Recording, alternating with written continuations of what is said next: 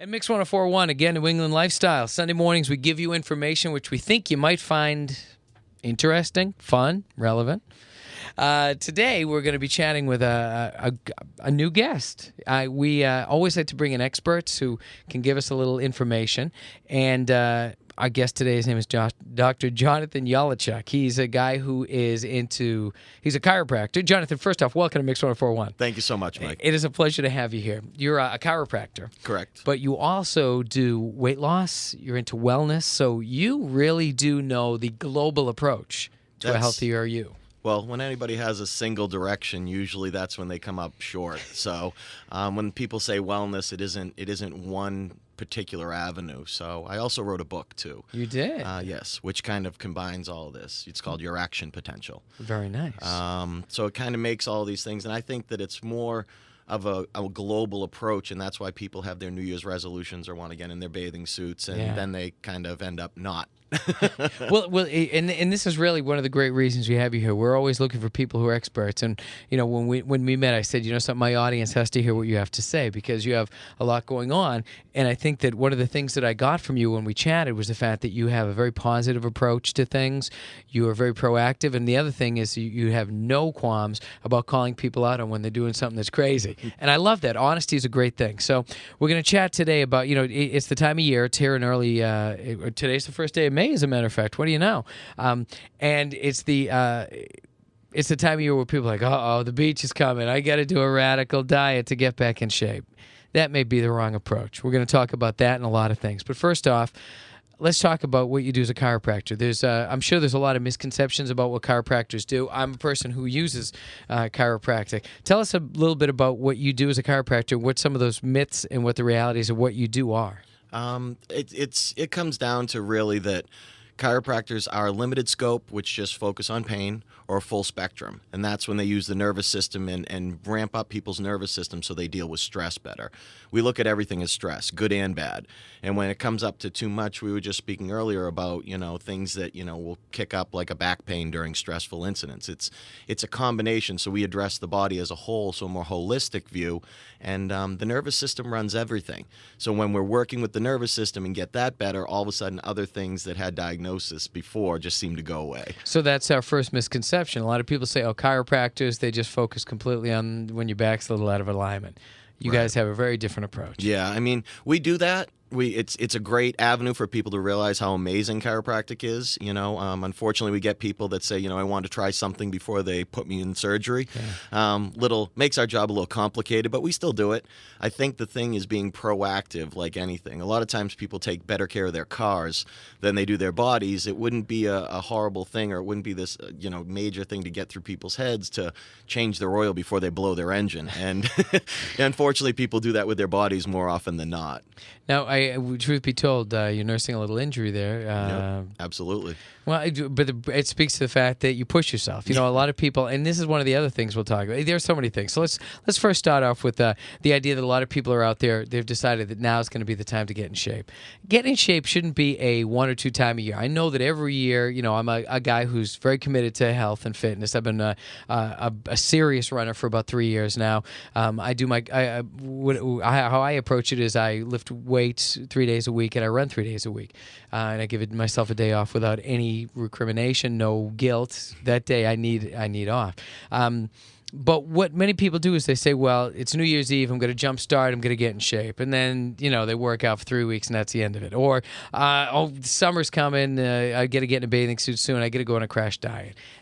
Why is that such a wrong way to approach wellness?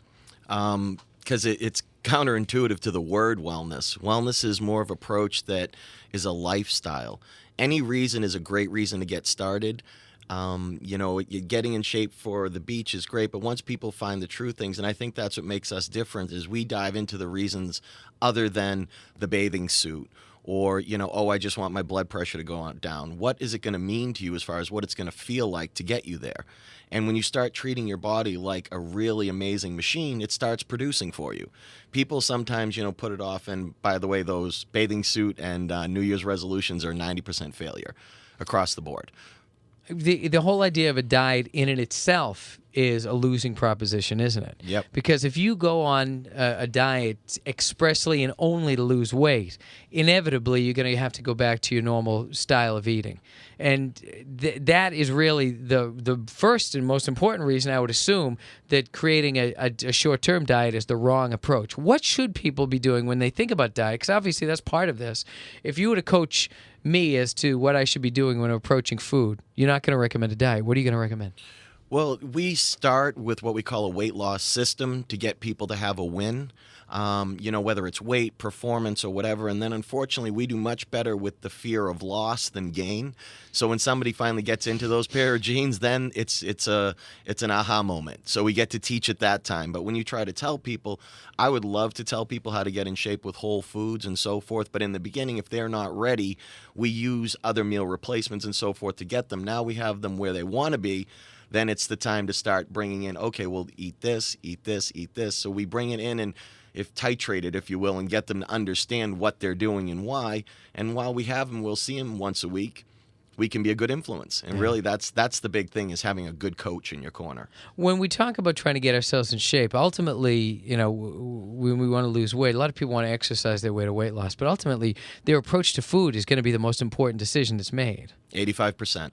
85%. 85% is what you eat. That's a high percentage. Yeah. I mean, if you look down, and I know the calculations are a little off, but on a treadmill or so forth, and you look at what you do when you pump out or run for an hour, you can eat that in about 3 bites of what you decide. So with the people that go and reward themselves with a junky meal after, I'm all for it, but get the work done first and then the reward. We kind of reward ourselves for all little gains along the way, and I think it's a little too much. Well, and you don't always have to reward yourself. Like if you bang out an hour running on the treadmill, the reward doesn't have to be go get an ice cream sundae. Exactly. That doesn't make a lot of sense. You can reward yourself a lot of different ways. Reward yourself with a sauna. Reward yourself with one of some of these power bars. They're probably not even all that healthy, but there's going to be a lot less negatively impactful than that sundae. Right.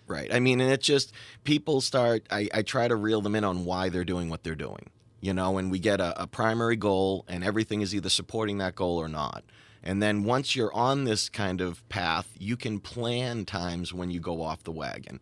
And that's a planned event, so it's not all the time or that you need a reward. I mean, people are getting these rewards, and it puts up a bad system for themselves because they start out wanting to look a certain way and do a certain thing, and then they're failing. We start getting little wins and get people to where they want to go quicker than any other system, and that's how we keep them in line and with themselves. And again, it's Mike Mullaney here on New England Lifestyles here on Mix 104.1. I'm talking to Dr. Jonathan Yalowchuk.